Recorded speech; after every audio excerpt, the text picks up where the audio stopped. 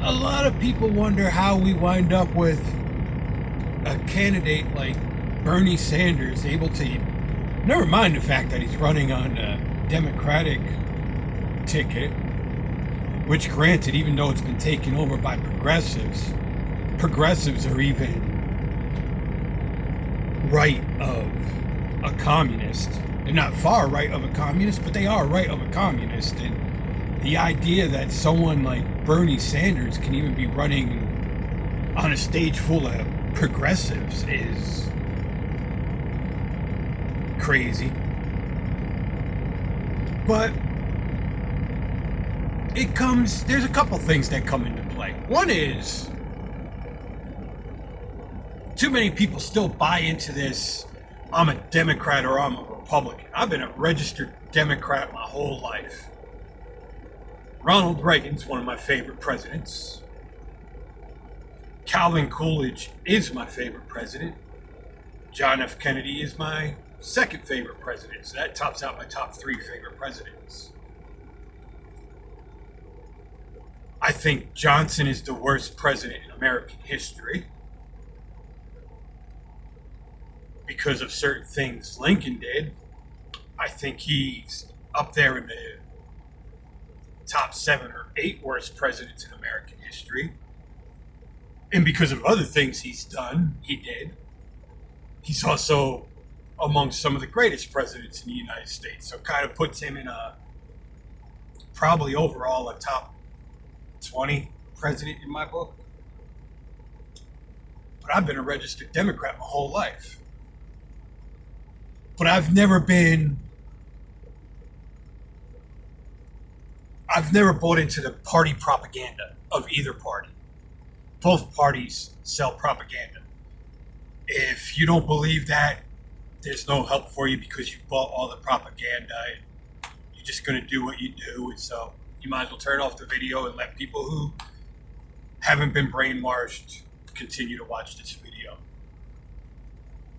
The reason progressives are gaining so much traction is, one, they've stolen the liberal title. I'm a liberal. I'm a true liberal. If you want to understand what a true liberal is, read the United States Constitution. That outlines everything a true liberal believes in. Our founding fathers were true liberals. Democratic Republicans is the best way to describe a liberal. We live in a democratic republic. Our whole country is founded on a liberal principle.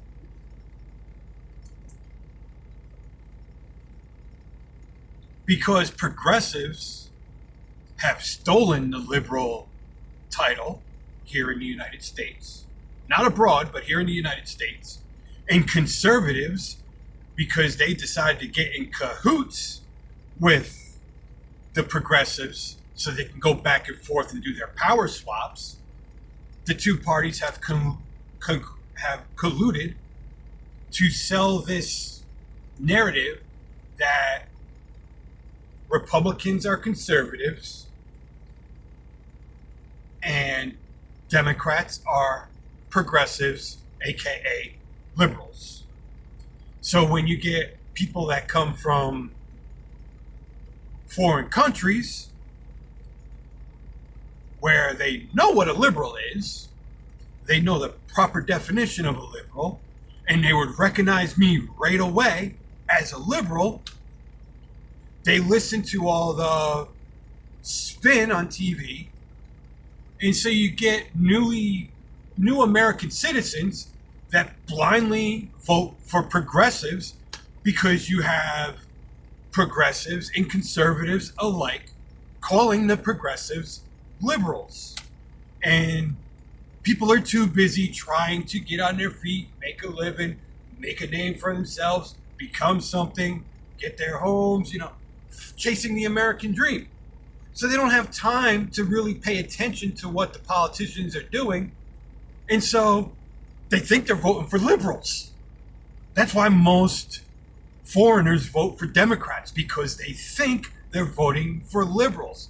If they knew they were voting for progressives, communists, fascists, they would not be voting for Democrats in general.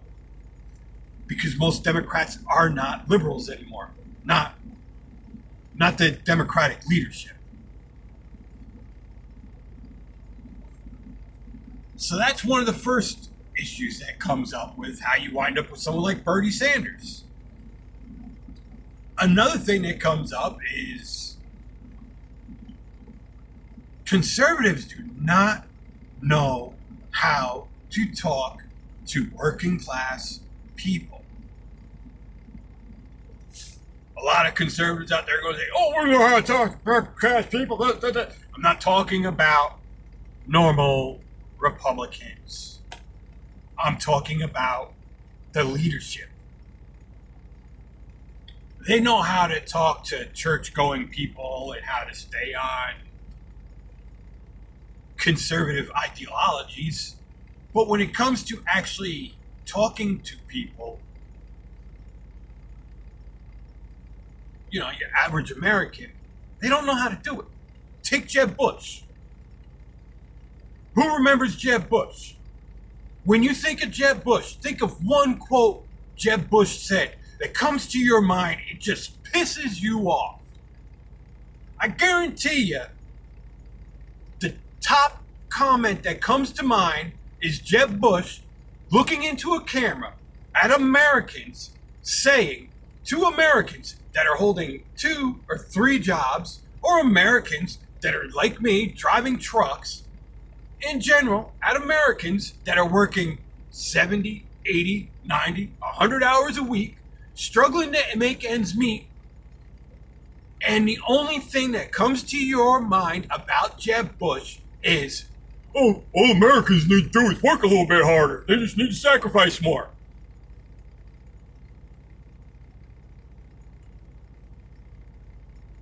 Really? Really? Can you believe somebody said that? I'm a registered Democrat all my life. I can believe it pretty easily because, you know, we had Hillary Clinton get up on the stage and say, what difference does it make? Evil fucking bitch. And I was a life. I supported Hillary Clinton against Bill Lazio up in New York when she ran for the Senate, and I was actually going to vote for her until Obama wound up getting the presidential candidacy. But politicians can say things and change your whole view of them with just a couple words. But conservatives do not know how to sell capitalism. Whether it's by design or not, we can argue that.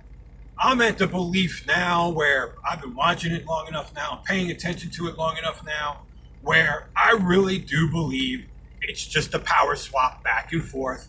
And so they intentionally sell certain narratives so that people will swap them back and forth, back and forth, back and forth, just to keep the two powers in power, which is really only one power. They have two names, but they're really one party. And they do it to keep a third party from coming into power.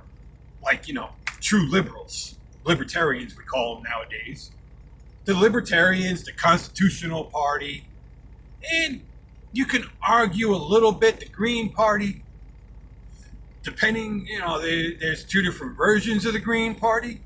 One is liberal, the other Green Party is its roots are in really good, honest, meaningful reasons that it came up. I mean, the Green Party, you know, it came out of the environmental movement, but it quickly got taken over by the communists and progressives because the easiest way to attack capitalism is through conservation and environmentalism. I mean, we need to be good stewards of the environment, but progressives refuse to do it the right way.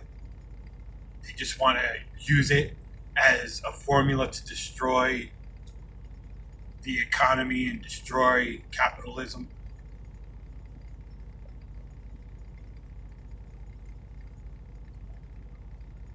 So, these are some of the ways that, we've wound up with Bernie Sanders. Even now,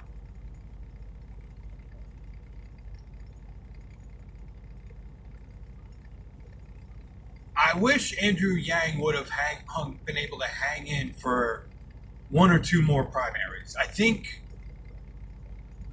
by the third or fourth primary, we would have been able to know for sure whether or not Yang could have beat the progressive machine that's running the Democratic Party now. I think he could have. Because I'm part of the 42% of Democrats that will not vote for any other Democrat that's on that stage. And that says a lot about itself, too. That shows how broken and divided our party is between true liberals and progressives. Because 42% of Democrats have said that they will only vote for the liberal. None of us will vote for any of the progressives. We would only vote for the liberal. Now, you can argue that means 58% of the party is actually dominated by progressives. No.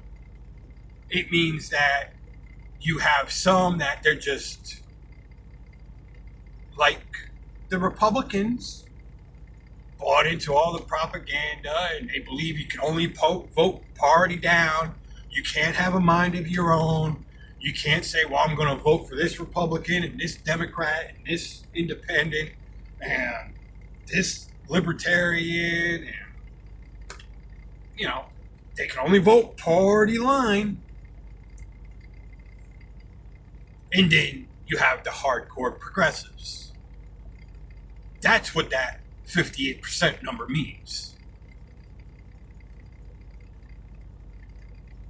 The good thing is 42% of us are liberals, which means 42% of us can start changing things from our side of the party divide.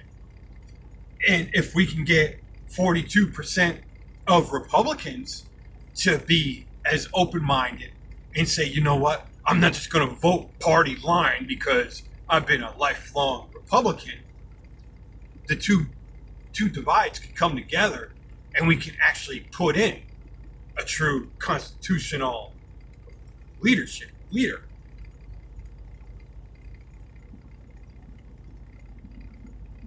If 42% from each party just went in and voted for anybody that did not have an R and did not have a D in front of their names, we could actually make a change.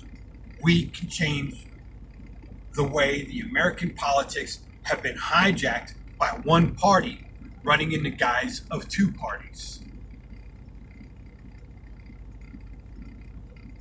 And we can stop the advancement of the radical progressive movement and the radical conservative movement, and we can bring back in true Constitution embracing Americans into power.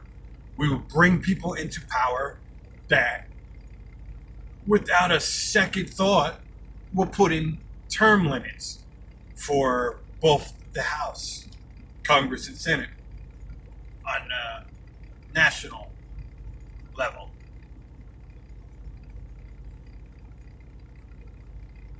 We will get people in there that will put true constitutional judges on the Supreme Court. We will put people in there that understand we need to protect our environment because we need clean air, we need clean water, but they also understand that it needs to be done in an indestructive way. Granted, there's always going to be some destructiveness to it, but you don't need to make it where you're just going to say, put a bullet to somebody's head. Instead, you're just going to give them a little cut or slap on the wrist, and everybody's going to be able to recover from it because it's going to be done in a proper time structure. It's going to be done in a proper manner. Everything about it will make sense. It's not just going to be there to destroy. We can do these things and still be good stewards to the environment. We will get people in there that will end all these subsidies. Because I don't believe in subsidies.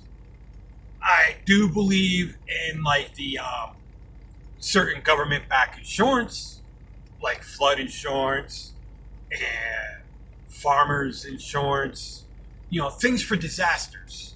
I believe in those kinds of government-backed insurance. That makes sense for disaster insurance. That does actually make sense to me. But the actual subsidies, I do not believe in. That's not American. That is not a conservative value. Not at all. Any conservative who gets up there and says that we need subsidies for farms, or we need subsidies for oil companies, or we need subsidies for Walmart, they are not conservatives. That's a fraud. They are a fraud. So if you're a Republican and you're voting for somebody who votes for those subsidies, you're a fraud too. You're a progressive. So you might as well just go join the Progressive Party. That's where you belong. You don't belong with the rest of us.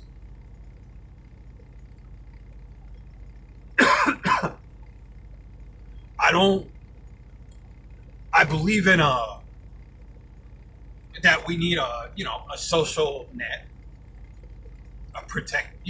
welfare to protect people, because it's not right that people, that work hard, go to work every day, do what they're supposed to be doing, and because they did what especially conservatives like to preach, were responsible adults and did their job and went to work and were productive Americans, and poor management could not properly do their job, or a CEO embezzled the company, or whatever happened, and the company goes under, they shouldn't lose everything they own because of someone else's decisions.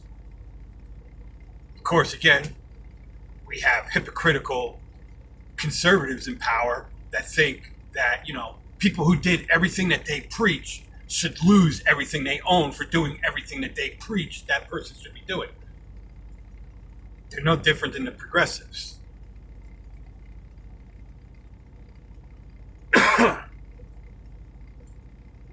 And that's how we wind up where we are today. It's because of issues like this. Because this is how real Americans look at things.